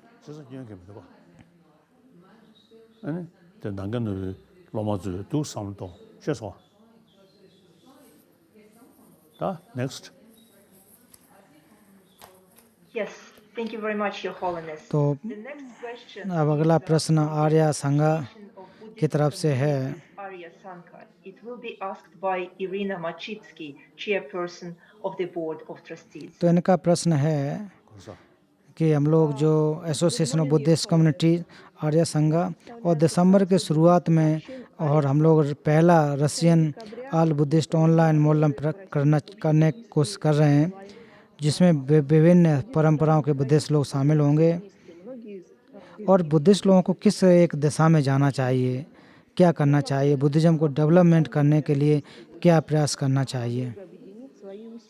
чтобы наилучшим образом способствовать развитию буддизма в России и принести максимальное благо жителям нашей страны. Спасибо. 다칠 아주 가서 산에 잡면 저리야. 아니 추루 잡면 저. तो अलग अलग स्थानों पर, अलग अलग देशों पर अलग अलग बुद्धिस्ट जो कम्युनिटी रहती है। तो जहाँ तक रसिया की बात करें तो वहाँ पर बहुत बड़ी बौद्धों की संख्या है, तो कई हजारों वर्ष प्राचीन व्यवस्था है, वहाँ पर लोग रह रहे हैं। तो रसिया में आप लोग जो बौद्ध धर्म के ऊपर जो संवाद करने वाले एक इस प्रकार के संगोष्ठी जो कर रहे हैं, तो ऐसा नहीं है कि जहाँ पर धर्म नहीं है वहाँ पर आप धर्म फैलाने की कोशिश कर रहे हैं, ऐसी बात नहीं। तो रसिया में पहले से ही ये बौद्ध धर्म था और अभी भी है। तो बीच में हालांकि वो कम हुआ, कुछ कमी आई, उसको आप पुनरुद्धार कर रहे हैं। तो पहले वहाँ बौद्ध धर्म नहीं था, अब बौद्ध धर्म फैलाने की कोशिश कर, ऐसी बात नहीं है। तो आप लोग जो प्रयास कर रहे हैं, तो ये इसका एक अर्थ है, मतलब है। तो पूर्व में जब नागार्जुन इत्यादि थे,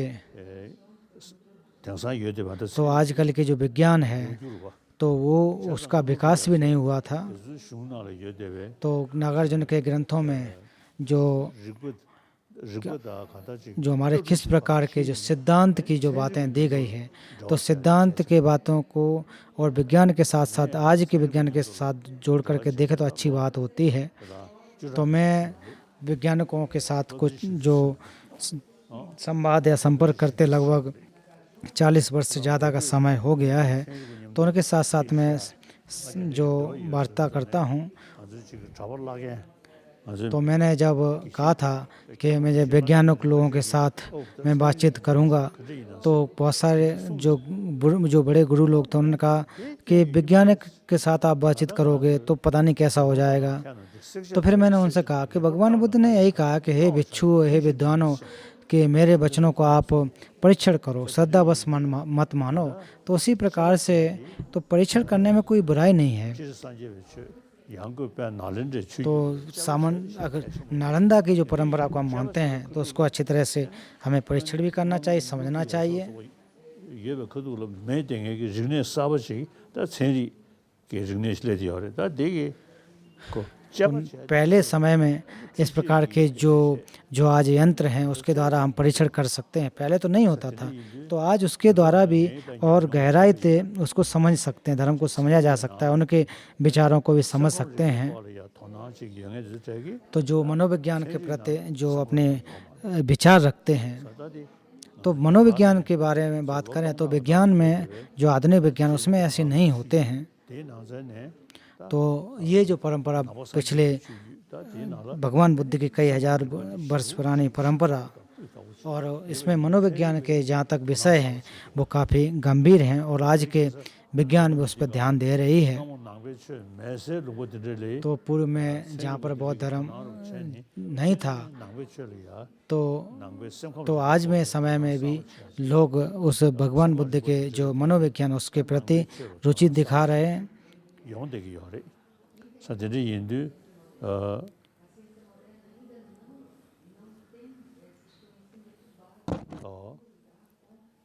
사제리 인도 다 가다 체르고 다 님도 가서 좋아하잖아요. तो हम लोग वैज्ञानिक लोगों के साथ संपर्क करके उनसे बातचीत करके मॉस्को यूनिवर्सिटी नांगयादा प्रोफेसर जी तो मॉस्को यूनिवर्सिटी के एक प्रोफेसर हैं, उनके साथ भी संपर्क है। तो हम लोग भी जो वैज्ञानिकों के साथ साथ संबंध रखते हुए वार्ता करते हुए, और मुख्य रूप से जो नालंदा की परंपरा है जो कि ज़्यादातर तर्क पर आधारित है, और हम लोग भी एक प्रकार से वैज्ञानिक लोगों के साथ चल रहे हैं और चल सकते हैं, हमें इतनी क्षमता है। तो कुछ मेरे मित्र कुछ कहते हैं कि आप आधे तो भिक्षु हैं, आधे आप वैज्ञानिक, ऐसे भी लोग मुझसे कहते हैं।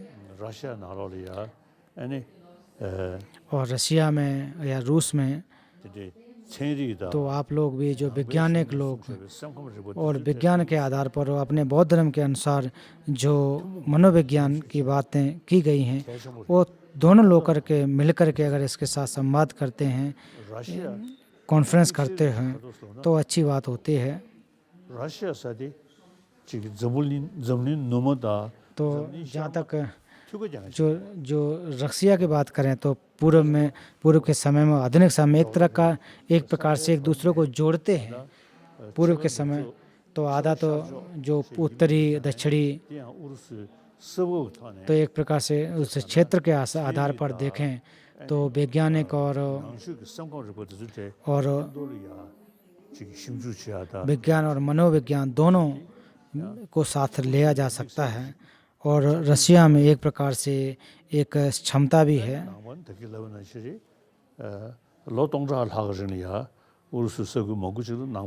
तो जैसा कि पूर्व में कहा कि कई सैकड़ों वर्षों पहले से रशिया में बौद्ध धर्म रहा है। तो मैं सभी बौद्धों से यही कहता हूँ कि हम लोगों को 21वीं शताब्दी का बौद्ध बनना चाहिए। तो पूर्व के जो हमारे जो बुद्धिस्ट थे वो ज़्यादातर पूजा पाठ या अनुष्ठान इत्यादि करते रहते थे, वो 21वीं शताब्दी के बौद्ध नहीं कहला सकते हैं। लेकिन उसका अर्थ क्या है कि आज के समय में परीक्षण करके वैज्ञानिक दृष्टिकोण अपना करके उसका पालन करें।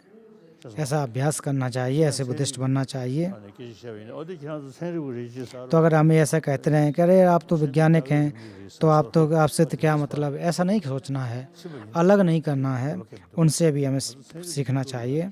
और हमें वैज्ञानिक लोगों को जो वैज्ञानिक दृष्टिकोण उसके साथ भी ध्यान देना चाहिए। 사무다하라 전제 편도 요리 तो दोनों लोगों के साथ ऐसा चिंतन करें, विचार करें तो लाभ होगा।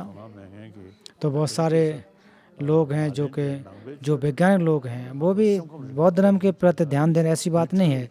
तो जो बौद्ध धर्म की जो मनोविज्ञान है, नालंदा परंपरा, उसके प्रति बहुत रुचि दिखा रहे हैं।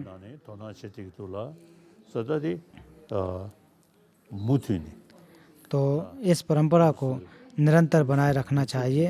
생리제 우르스 샤르초디디 낭베초체 띵념돌이야 독수드라디 단단 카이올라요 그 편도 연구리 अगर इस प्रकार से एक दूसरे के साथ संवाद करते हैं, विचार करते हैं, तो लाभ होगा। 아리아 상가 시라야 우리 인제 तो आर्य संघ जो आपका है बहुत अच्छा है। Your Holiness, our next question is again from the Central Buddhist Monastery of Kalmykia. It will तो be अभी asked by Gera. Central Mendus, tanazirgas. Gedis burkhatirchatha. Mendus, tanazirgas. Амулынг менді бәхитін олын дейдіз буркhatirchatha. Здравствуйте, Ваше Святейшество. Я стою возле статуи великого Your Ария, Holiness, установленной по कुछ вашему तो आर्य नागार्जुन огромное спасибо. जो आपने जो मूर्ति लगाई है, आपके आशीर्वाद से लगी, तो हम आपका धन्यवाद देते हैं। Пандитов Наланды. तो आपका प्रश्न है, Существует два подхода к बुद्ध चित्त को उत्पाद करने दो तरीके होते हैं। एक तो शून्यता को जान करके, Нагарджуны, комментарий на Бхагавад-гиту. शून्यता और बुद्ध चित्त को उत्पाद दो तरीके होते हैं। तो दूसरा जो अप्रोच है वो नागार्जुन ने जो बुद्ध चित्त विवरण में कहा है। Просветление возможно. और पहला हम लोगों ने शून्यता का अभ्यास करके इसको प्राप्त करने की कोशिश कर रहे हैं। Почему Ария Нагарджуна? तो इससे हम मूल रूप से परमार्थ बुद्ध चित्त को उत्पाद कर सकते हैं। Спасибо большое. तो नागार्जुन ने जो इस प्रकार के बुद्ध चित्त को प्राप्त करने के जो तरीके हैं वो क्यों कहे हैं, दो तरीके क्यों कहे हैं, ये आप बताएं।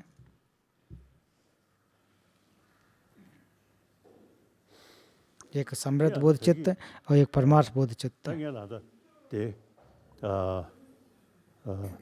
갈미기야 그게 안다 빈주 주둥기 तो जो काल्मिकिया में जो 17 नालंदा विद्वान हैं उनके जो मूर्तियां इत्यादि लगाएं, तो अभी नागार्जुन की भी वहाँ पर जो प्रतिमा लगाई है। तो आप अभी मैंने देखा काल्मिकिया में तो जो ठंडा है, तो यहाँ पर जो मूर्ति में देखा कि आपके नागार्जुन कुछ कपड़े जैसे नहीं पहने तो शायद ठंड लग रही होगी, तो मजाक के तौर पर। तो हालांकि नागार्जुन और 17 विद्वानों के अभी के समय में वो अभी हैं तो नहीं है, लेकिन उनके जो ग्रंथ हैं, उनके जो किताबों की रचना की वो हैं, नागार्जुन को हुए 1-1.5 वर्ष हो चुकी है। तो वो अभी तो शारीरिक रूप से तो नहीं है, लेकिन उनके ग्रंथ यहाँ हैं, मूल माध्यमिक कड़िका, रत्नावली। तो मैं इसको जब बार बार पढ़ता हूँ, बार बार इसके बारे में जब चिंतन करता हूँ, तो मुझे लगता है कि जो नागार्जुन है हमारे नज़दीक हैं। उसके अलावा जो चंद्र कीर्ति, शांतिरक्षित, शांतिदेव, तो काल्मिकिया के जो आपका बिहार है उसमें जो 17 विद्वान हैं उनके मूर्तियों को आपने लगाया हुआ है।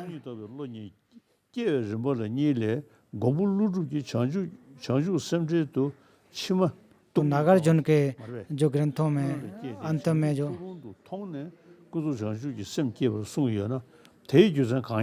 तो जो समृद्ध बुद्ध चित्त के बारे में जो बात कही है, तो इसका अर्थ क्या है। तो उसको समझने के लिए, बुद्धित्व को प्राप्त करने के लिए 2 प्रकार के जो बुद्ध चित्त हैं, तो सबसे पहले यही कोशिश करना चाहिए कि हमारे मन में के जो क्लेश हैं वो नष्ट हो सकते हैं कि नहीं हो सकते हैं, ये विचार करना चाहिए। ये एक प्रखर बुद्धि वालों की बात होती है। और एक जो कम विचार इस प्रकार कम सोच विचार करते हैं, वो ज़्यादातर श्रद्धा अनुयायी होते हैं। तो वो केवल यही मानते हैं कि ऐसा भगवान बुद्ध ने किया है, ऐसा फलां ने किया है, और तो केवल श्रद्धा अनुसार चलते हैं। तो जो प्रज्ञा अनुयायी होते हैं वो पहले जो बोधि चित्त, तो जो हमारे जो क्लेश हैं उसको नष्ट करने की कोशिश करते हैं, और फिर उसके बाद जो गुण हैं उसके जो उसको प्राप्त करने की जो चीज़ें हैं उसको प्राप्त करते हैं। तो इसलिए शून्यता पहले आती है।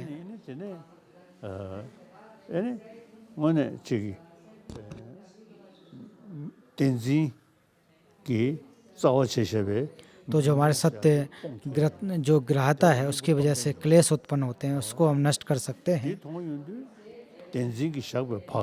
और जो हमारे मिथ्या विकल्पों की वजह से जो विकल्प पैदा हो जाते हैं, जो आसक्तियाँ पैदा होती हैं, तो इनको अगर हम जब नष्ट कर देंगे तो निश्चित रूप से हम बोधि के प्राप्त कर लेंगे, बुद्धत्व को प्राप्त कर सकते हैं। ये विचार करना चाहिए।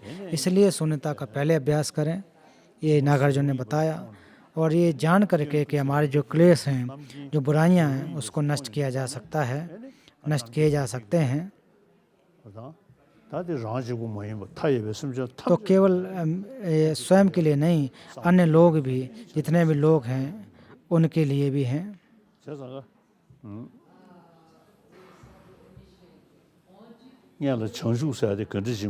तो सबसे पहले यही जानना चाहिए कि जो बोधि है वो किस प्रकार से है। तो कहते हैं कि जो प्रज्ञा है वो बोधि पर आधारित होती है, और करुणा जो है जीवधारियों पर निर्भर होती है। तो केवल ये कहते रहे हैं कि हमें बुद्धत्व की प्राप्ति हो जाए, तो ऐसा संभव नहीं होगा। वो केवल श्रद्धा अनुयायी की बात हो जाती है।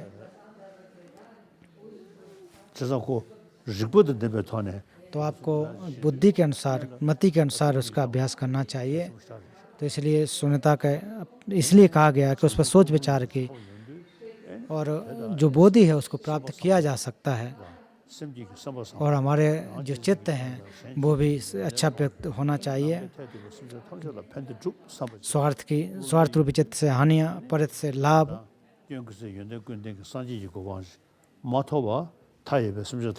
और जब तक बुद्धत्व की प्राप्ति नहीं कर लेंगे तब तक हम दूसरों का हित नहीं कर सकते हैं। ये विचार हमारे मन में आना चाहिए।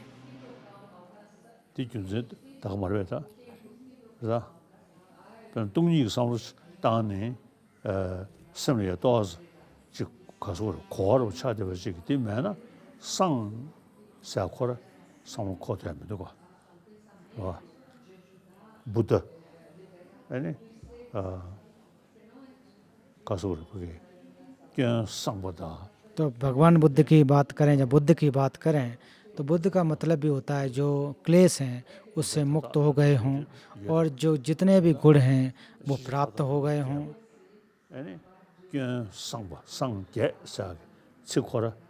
तो तिब्बती भाषा में संग है कि जितने भी बुराइयां हैं वो नष्ट हो गई हों, उन्हीं को बुद्ध कह सकते हैं।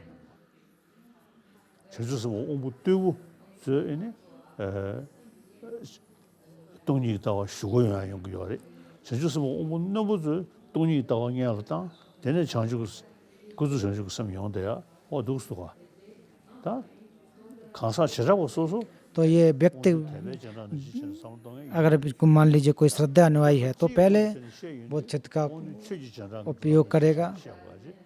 तो इसलिए कोशिश ही होना चाहिए कि हमें प्रज्ञा अनुयायी बनने की कोशिश करना चाहिए। और मैं जैसा कि पूर्व में कहा कि 21वीं शताब्दी का अगर बौद्ध बनना है तो परीक्षण करें, चिंतन करें। तो नालंदा परंपरा को अच्छी तरह से समझने की कोशिश करनी चाहिए, जानना चाहिए। Your Holiness, our next question is from Andrei Lomonosov. तो एंड्रे लामानोसन, Moscow Ganden Tenderling तो Center, गांधेन which is part of तेंदरलिंग the Foundation for the Preservation Moscow की तरफ से है। of Mahayana tradition. तो ये कह रहे हैं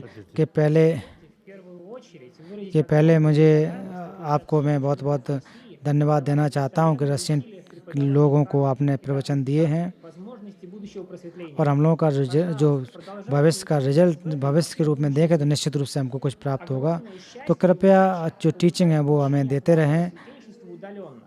Однако мы мечтаем увидеть ваше святейшество в России. И уже довольно... तो हम लोग का एक सपना है कि आपको मैं प्रत्यक्ष रूप से रसिया में देख सकूं, Есть какая-то और जो भी пассивная दिक्कतें हैं वो सारी ऑब्स्टिकल आपके हट जाएं। могла бы устранить эти препятствия. Дайте нам, пожалуйста, तो такой परम पावन जी, आप हमें क्या एडवाइस देना चाहते हैं? आपका क्या एक एडवाइस है कि हम लोग अच्छी तरह से जो बुद्धिज्म को सीख सकें? तो आप लोग मुझे जो आमंत्रण दे रहे हैं, बहुत बहुत धन्यवाद। तो मेरी उम्र भी काफ़ी हो गई है, तो अभी जो कोरोना की वजह से कहीं आना जाना नहीं है, तो धीरे धीरे जैसे जैसे जो ये बीमारी अगर नष्ट हो जाएगी तो उसके बाद मैं रसिया में आऊँगा। और रसिया से काम किया लगभग 4 घंटे लगते हैं। तो भारत से पहले कर्म किया, फिर कर्म किया से मॉस्को लगभग 4 घंटे लगते हैं, 3 या 4 घंटे लगते हैं। तो मैं जा सकता हूँ, लेकिन पहले अभी की स्थिति, तो मेरा जहाँ शरीर की बात अपनी करूँ, मैं स्वस्थ हूँ, कोई दिक्कत नहीं है। तो भले ही मैं अगर प्रत्यक्ष रूप से ना आ सकूँ, लेकिन फिर भी हम लोग इंटरनेट के माध्यम से आपको धर्म प्रवचन देना, बौद्ध धर्म का परिचय देना, ऐसा निश्चित रूप से हम कर सकते हैं।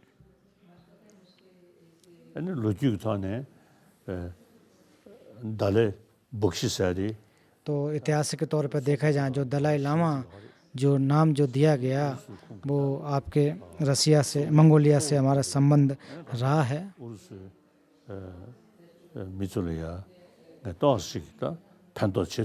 तो निश्चित रूप से आप लोगों को मैं मदद कर सकता हूँ। अभी भले इंटरनेट के माध्यम से अगर मैं प्रवचन देता हूँ, तो इससे मुझे कोई दिक्कत नहीं है, आसान है मेरे लिए। तो वहाँ पर मैं किस प्रकार से आ पाऊँगा, कब आ पाऊँगा, ये परिस्थितियों पर निर्भर करेगा।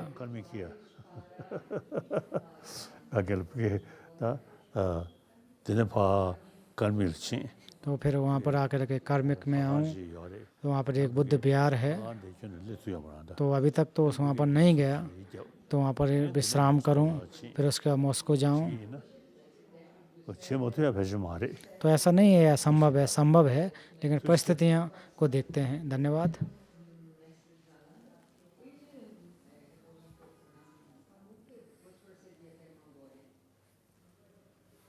Next.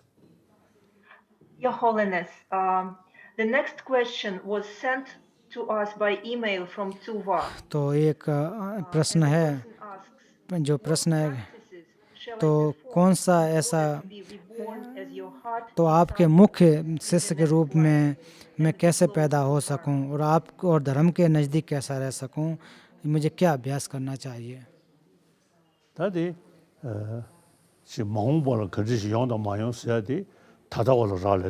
तो भविष्य कैसा होगा, ये वर्तमान पर निर्भर करता है।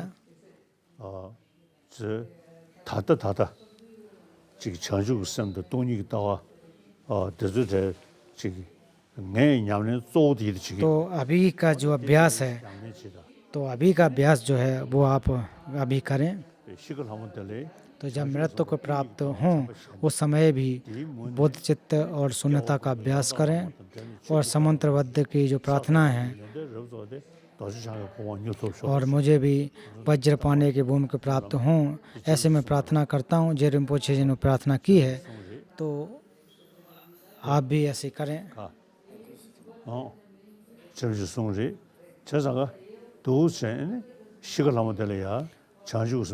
तो इसलिए जब आप मृत्यु के नज़दीक हों, तब भी इस प्रार्थना को करते हैं। और फिर आप उस समय यही प्रयास रहे कि तो परम पावन जहाँ भी हों, या फिर दलाई लामा हों या अन्य गुरु हों, तो उनके समक्ष में पैदा हों, ऐसे प्रार्थना करें और धर्म का अभ्यास करें। अगर ऐसी प्रार्थना करोगे तो निश्चित रूप से ऐसा संभव है। तो अभी से आप अगर अभ्यास करते हो, साधनाएं करते हो, उदाहरण के रूप में अगर कोई बिजनेस करते हैं तो उससे कुछ आपको लाभ होता है, तो उसी प्रकार से प्रार्थनाओं से भी एक लाभ होगा।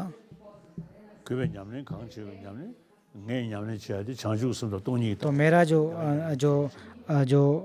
अभ्यास है, जो शून्यता और बोधचित्त है, उसी प्रकार से आपको भी अभ्यास करना चाहिए।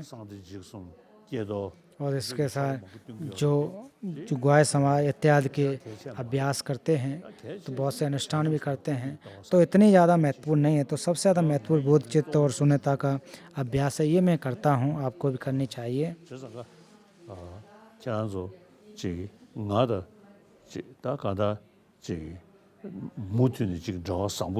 तो इसलिए हमारे साथ आपका संबंध अच्छा बना रहे, तो इससे ये तभी संभव होगा कि जब आप बोधचित्त और शून्यता का अभ्यास करते हैं। तो यही मैं कहना चाहता हूँ।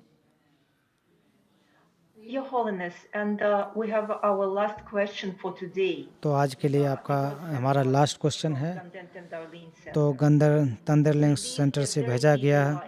कह रहे हैं कि अभी हम लोग जो बहुत ही बिजी जीवन को जीते हैं, अपने बच्चों को ध्यान देना है, परिवार पर ध्यान देना हमारी जिम्मेदारियां भी हैं। We have little time and तो परिणाम स्वरूप हमारे पास बहुत कम समय रहता है जो धर्म का अभ्यास कर सकें, और मोंक और नन बनना भी मुश्किल है। find the example of the great और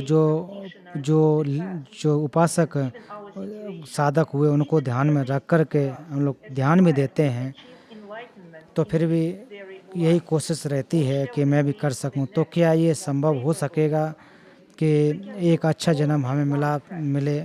what would be तो हम केवल और केवल एक अभ्यास करना चाहिए। तो वो एक अभ्यास क्या होना चाहिए? हालांकि बहुत सारे अभ्यास हैं, तो एक हमें एक तरीका बताएं। तो भगवान बुद्ध जब थे तब उन्होंने खुद ये नहीं कहा था कि सभी लोगों को भिक्षु बनना है या भिक्षु ही बौद्ध धर्म को अपना सकते हैं, अभ्यास कर सकते हैं। तो जैसा कि विनय में जो कहा गया है, तो वो पृथ्वी मोक्ष के जो दीक्षाएं हैं, उपासक के भी संवर हैं, उपासिकाओं के भी हैं, तो बुद्ध के समय से ही रहे हैं। तो आपको अपने परिवार में अपने बच्चों के साथ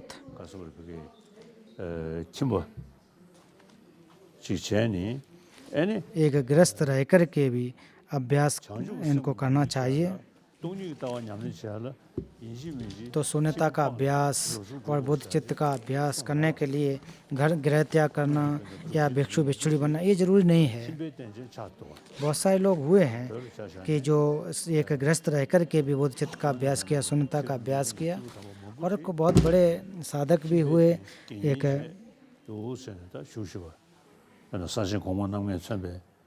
तो साक्या गोमा नंग में उनको भी उदाहरण के रूप में देखें, कल्प नामसोम को देखें।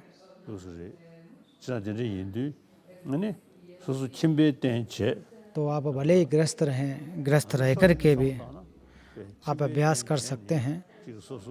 तो जहाँ तक गृहस्थों की अगर बात है, तो उसके साथ साथ में पर्यावरण का भरण पोषण करते हैं, परिवार को पालते हैं और समाज में लाभ देते हैं, और जो हमारी इकोनॉमी है उस पर मदद करते हैं, शिक्षा में मदद करते हैं। तो उससे भिक्षुओं से कहीं ज़्यादा अच्छा होता है कि आप समाज में मदद कर सकते हैं, धर्म का अभ्यास कर सकते हैं। तो आपको एकांकी नहीं होना है, ऐसे भी आप समाज का भी हित कर सकते हैं।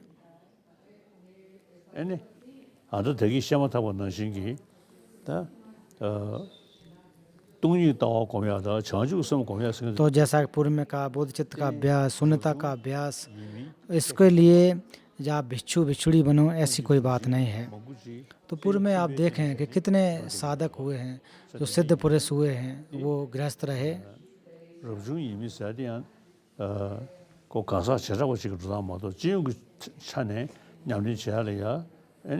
तो ये जहाँ तक भिक्षु भिक्षुड़ी बनने का जो बात है, वो अपने व्यक्ति विशेष की बात है, सबके लिए ऐसी बात नहीं होती है। तो बार बार आप बोधचित्त और शून्यता के बारे में विचार करें, और जितना ज़्यादा आपका अगर अभ्यास होता जाएगा,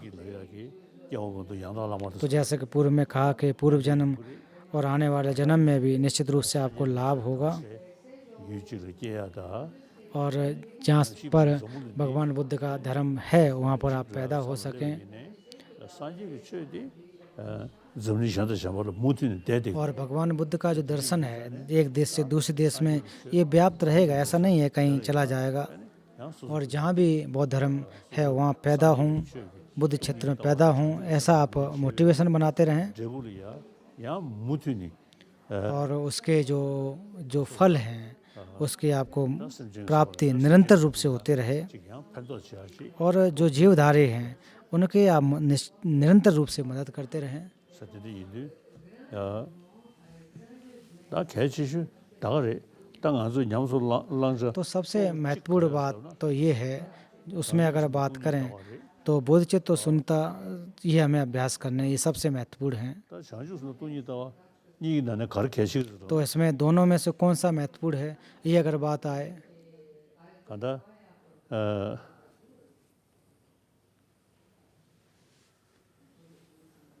안타디 온주가 날. 낭괴 제부터는 겨우 나와 있으니. 가다 쇼번이 전에 피고로 봐. तो जैसे कि उदाहरण के रूप में कहा जाता है पक्षी को अगर उड़ना है तो दो पंखों से उड़ना होता है। 내가 다가랑 때 तो अभी हम लोग 장주 선디 अभी के हिसाब से देखें जैसे हमारी स्थिति है तो बोधचित्त तो महत्वपूर्ण है, तो थोड़ा आसान है। 치료도 फिर अगर कल्पों कल्पों के जीवन दर जीवन की अगर हम बात करते हैं 답쇼 तो इसलिए तो दो पंखों रहित होना चाहिए। तो शून्यता और बोधचित्त एक पक्षी के दो पंखों के समान हैं, ऐसे विचार करें। 가서 되기 工作顶你宣口， 가 工作顶你宣口。 어디 그저도 니 소양 가고 대교 강배 제고 되네 교 강배 누두다네 개는 그 수도지 개연의 자주 바로 초동 로선 다 소야게 에 자주고 장주고 선 तो अगर एक प्रकार से बृहद रूप से देखें तो बोध चित्त का अभ्यास, फिर उसके बाद 6 पारमिताओं का अभ्यास, प्रज्ञा का अभ्यास, इनको साथ साथ अभ्यास करने की ज़रूरत है। 딱 가다 산지지 고방사데 빵도 탈치 버려 तो जहाँ तक भगवान बुद्ध की भूमि की बात करें तो वो सारे क्लेशों को नष्ट करने की बात होती है। 또 샨두주야 이잖아요 और फिर उसके बाद जो परहित की बात, दूसरों का हित करना।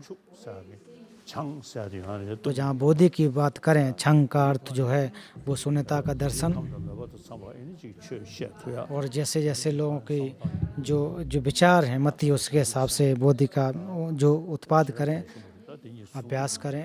इन दोनों को बोधचित्त और शून्यता दोनों को साथ रखना चाहिए, ये मैं कहना चाहता हूँ। 나 가져서 next 가 yes Your Holiness, thank you very much for answering our questions. तो परम पावन जी आपको बहुत बहुत धन्यवाद। Hello to Rinpoche, तो अब मैं your Dhillon representative Rinpoche in Russia, को बुलाना चाहता हूँ जो आपके मंगोलिया में for closing remarks. जो आपके रिप्रेजेंटेटिव हैं उनको मैं अनुरोध करता हूँ। 가 Your Holiness, on behalf of all Buddhists of Russia, तो परम पावन जी रशियन बौद्धों की तरफ से तो आपने हमें जो समय प्रदान दिया, पिछले कई वर्ष हमें दिए हैं, तो आपकी करुणा से हम ओतप्रोत हैं। the wisdom that you have shared with us united all of the Buddhists of Russia, तो रसिया के सभी लोगों ने आपके सुना, ethnic group, तो किस समुदाय से हैं, किस परंपरा से हैं, कि इससे कोई फर्क नहीं पड़ता। all major traditions. तो जो भी यहाँ together के during बुद्धिस्ट these हैं sessions. वो सभी लोग साथ And साथ it आए। is because of your inspiration तो ये you have आपकी given us to work करुणा की together वजह से, and इंस्पिरेशन unite से our हो efforts. सका। तो आपके मार्गदर्शन से ये संभव हो सका। Given us. तो आपने जो भी गाइडेंस दिया उसका हम पालन कर रहे हैं। तो इस साल की जो टीचिंग रशियन की वो यहाँ समाप्त होती है और आपसे अनुरोध करते हैं कि भविष्य में आप प्रवचन देते रहें। तो आपके दीर्घायु की प्रार्थना करते हैं। तो आपको बहुत बहुत धन्यवाद। Thank you. तो आप सभी का बहुत बहुत धन्यवाद। 더